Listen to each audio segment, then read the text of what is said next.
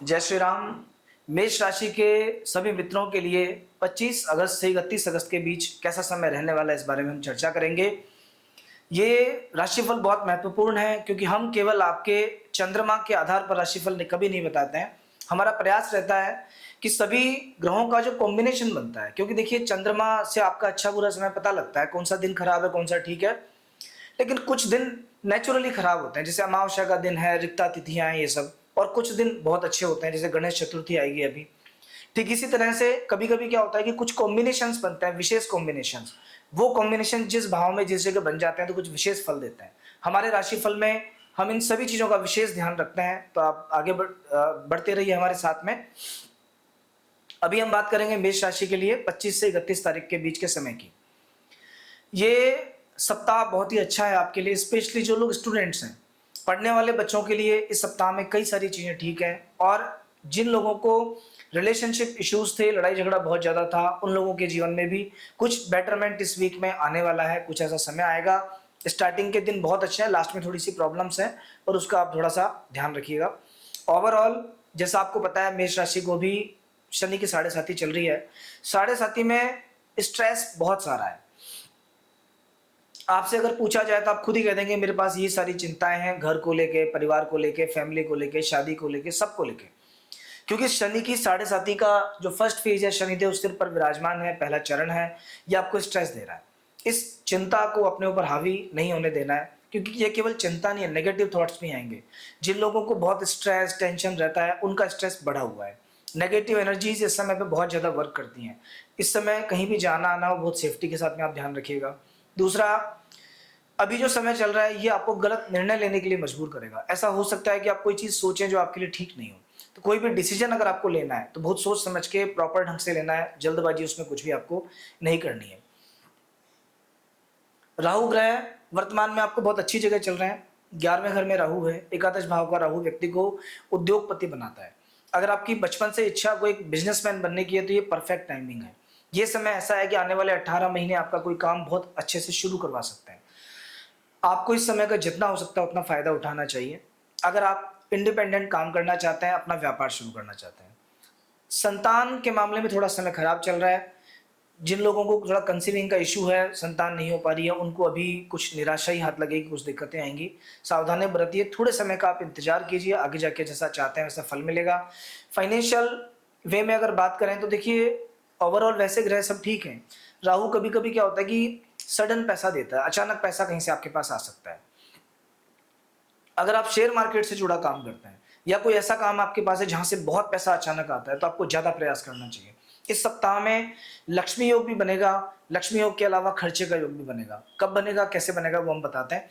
अगर आपने चैनल को सब्सक्राइब नहीं किया तो सबसे पहले एक बार आप चैनल को सब्सक्राइब कीजिए, इसके बाद आगे बढ़ते हैं। तो देखिए इस सप्ताह में जो शुरुआती समय है, सप्ताह का जो शुरुआती समय है 25 और 27 तारीख, 25 26 27, ये 3 दिन आपके लिए बहुत अच्छे हैं। फाइनेंशियल मैटर्स में इस समय बहुत अच्छा है।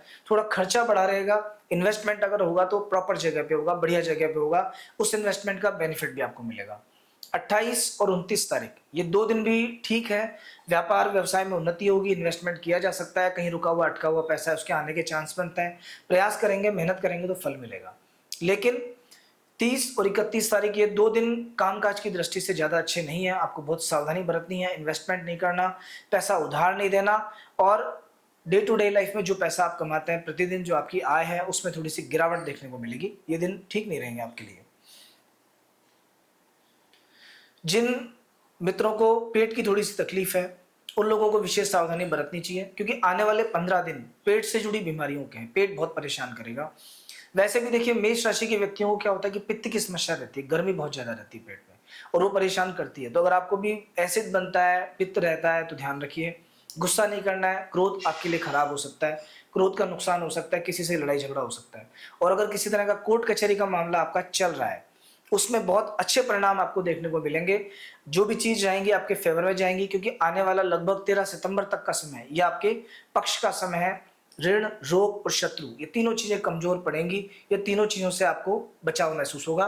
इस पूरे वीक की अगर मैं बात करूं तो देखिए इस सप्ताह का जो शुरुआती 3 दिन का समय है, ये आपके लिए बहुत अच्छा है। इन 3 दिनों में किसी प्रकार की यात्रा हो सकती है, लेकिन यात्रा का रिजल्ट अच्छा मिलेगा आपको। 3 दिन के बाद में जो नेक्स्ट 2 दिन है, आप ये मान सकते हैं कि गुरुवार और शुक्रवार, गुरुवार और शुक्रवार के दिन के अंदर पैसा कहीं से आने का बनेगा। बिजनेसमैन लोगों को ठीक रहेगा समय, पढ़ाई लिखाई करने वाले बच्चों के लिए भी ठीक है। और थोड़ा सा मैरिड लाइफ में प्रॉब्लम इशू कुछ आ सकता है, दाम्पत्य जीवन में और जो निजी जीवन है आपका, उसमें कहीं कुछ समस्याएं आपको देखने को मिल सकती हैं। 2 दिन में सावधानी बरतना। वीकेंड का जो टाइम है, शनिवार और रविवार, ये 2 दिन आपसे थोड़ा सा मतलब सावधानी अपेक्षित है। इन 2 दिनों में कुछ ना कुछ दिक्कत आपको आएगी, तो ज़्यादा स्ट्रेस नहीं लेना है, ज़्यादा कोई टेंशन नहीं लेनी है, निर्णय बहुत सही से लेना है, लड़ाई झगड़ा किसी से नहीं करना है। 2 दिनों में जो भी इंपॉर्टेंट काम है थोड़े से आप उनको अवॉइड करते हुए चलिए। अभी इस सप्ताह में 2 दिन एक बहुत अच्छा दिन है, एक बहुत खराब दिन है। 26 तारीख को कलंक चतुर्थी है। ये दिन जन सामान्य के लिए खराब होता है, और भूलकर भी इस दिन चंद्रमा के दर्शन मत कर लेना। इस दिन चंद्रमा के दर्शन करने से कोई ना कोई अपमान की स्थिति आती है, पूरे साल भर में जरूर आती है। 27 तारीख को गणेश चतुर्थी का दिन है, ये बहुत अच्छा दिन है। कोई भी आपका काम अटका हुआ है, रुका हुआ है, इस दिन आप पूजा पाठ कीजिए, भगवान गणपति से प्रार्थना कीजिए। और क्योंकि इस महीने, इस सप्ताह में गणेश चतुर्थी का दिन आ रहा है, सभी विघ्नों को दूर करने का दिन है। तो अगर आप चाहते हैं कि आपके जीवन में कोई दिक्कत नहीं रहे, तो एक विशेष उपाय गणेश जी का होता है। गणेश चतुर्थी के दिन 11 लड्डू और 11 दूध के तार, ये आप गणेश जी को चढ़ाइए अपनी मनोकामना बोलते हुए। एक एक बार गणेश जी का नाम लेना है, ओम गम गणपते नमः, और आपके मन की इच्छा बोलनी है, और एक एक लड्डू आपको चढ़ाना है। ऐसा अगर आप करेंगे तो जो भी आपके मन की इच्छा है वो जरूर पूरी होगी। इस उपाय को समझने में अगर आपको कोई कठिनाई है, कमेंट बॉक्स में आपका क्वेश्चन लिख दीजिए, आपको हम जरूर रिप्लाई करेंगे। तो ये आपका राशिफल था। अगले सप्ताह फिर से मिलेंगे। अगर कोई क्वेरीज हैं तो आप कमेंट बॉक्स के माध्यम से हमसे पूछ सकते हैं। जय श्री कृष्णा, जय श्री राम।